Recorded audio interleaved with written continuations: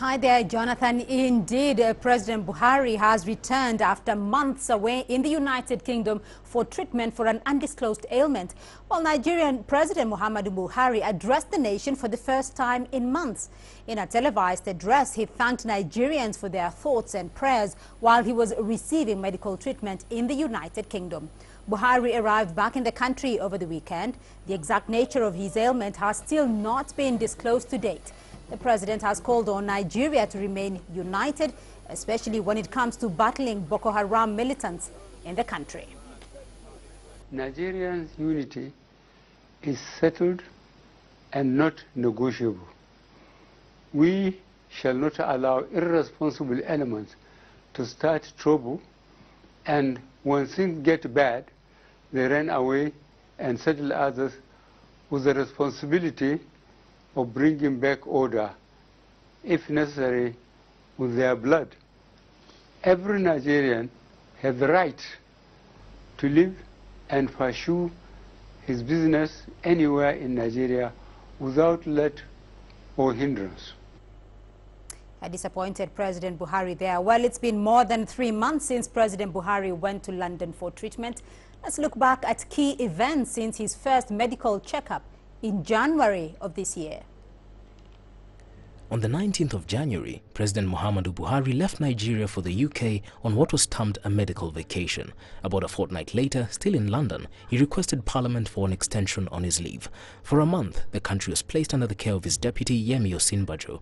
Buhari returned home on the 10th of March, but did not resume work. There are reports that he'd received a blood transfusion, but no confirmation of his illness. In the following weeks, legislators noticed his absence from a cabinet meeting. The presidency claimed Buhari was working from home. On the 28th of April, Buhari missed Friday prayers at the Aso Rock Mosque in Abuja for the first time since returning home. The following Wednesday, he was not present at a Federal Executive Council meeting, fueling concerns about his health. However, 2 days later, he participated in Friday prayers, much to the relief of many Nigerians. However, that optimism was short-lived, as on the 7th of May, Buhari left the country for further treatment, this time without indicating when he'd return. A month later, after a trip to London, Aisha Buhari commented that her husband was recuperating quickly and would soon be coming home. From then on, a delegation from the All Progressives Party, APC, met Buhari on the 23rd of July in London. Here, they were told that he would need doctors' permission to go back home. Leslie Murungu, CGTN. And a timeline there of President Buhari's illness since January of this year. Well, let's get more on this story now. I'm joined by Ambassador David Kikaya. He's an international relations professor at the United States International University here in Nairobi. Ambassador Kikaya, thank you for joining us on the link. Now, the Nigerian president has been away now for several months. What should Nigerians expect now that the president is back? I think the coming back of President Muhammadu Buhari to Nigeria has been a very great sense of relief to most Nigerians, if not all. I mean, 103 days out of a country, when our own guy said 90 days in politics is a long time. It's not a short period at all. While he was away, of course, a number of things have happened in Nigeria. We've seen increased attacks by the Boko Haram. Right. We've seen even political infightings in there in terms of if not who is going to be in. So quite a number of things that the Nigerians are expecting of Buhari. And interestingly, he seems to have anticipated these things and spoke directly to them. One, as regards the insecurity, he was very categorical. He did two things. He first of all addressed his own security forces and gave them a directive to fight and destroy. Those are the words that he used. To fight and destroy terrorists. So it's like a no-nonsense person going for the terrorists straight away. Right, but apart from the security situation, though, there are some social issues that are on his interest. What will be requiring his immediate priorities? Yeah, exactly. In fact, the problems that have also bedeviled Nigeria are on the economic front. Economic front in terms of escalation of inflation. We know we had problems in the Ogoni land, where Nigeria has been losing not less than 700,000 barrels of oil. And that's quite a lot of income coming into the country. And he said he's going to make economic war as one of his priorities.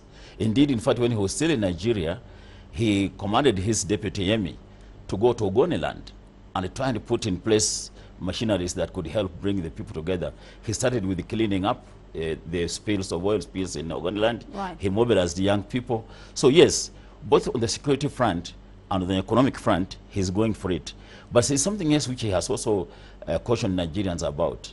Not just to focus their insecurity problems on Boko Haram, but the political infighting that he says he wants that to be restored. So Nigerians can, what Mahatma Gandhi called, can Jojo rather than war. Jojo rather than war. But he has been away, you know, in and out of the country since January. Right. For treatment in the United Kingdom. So Right. how exactly is he going to be able to stamp his authority now that the vice president has been acting president for, you know, 8-9 months? Yes, in fact, most writers say that Yemi has been what they are calling in Nigeria a yang, while Buhari has been a yang, which means they have been balancing each other like that. So yes, he's still going to require Yemi to do perhaps the footwork, if you like, of going out there and reaching onto the people. But for the Nigerians to know that whatever Yemi is doing it with the blessings and in place of their own president, who is actually there,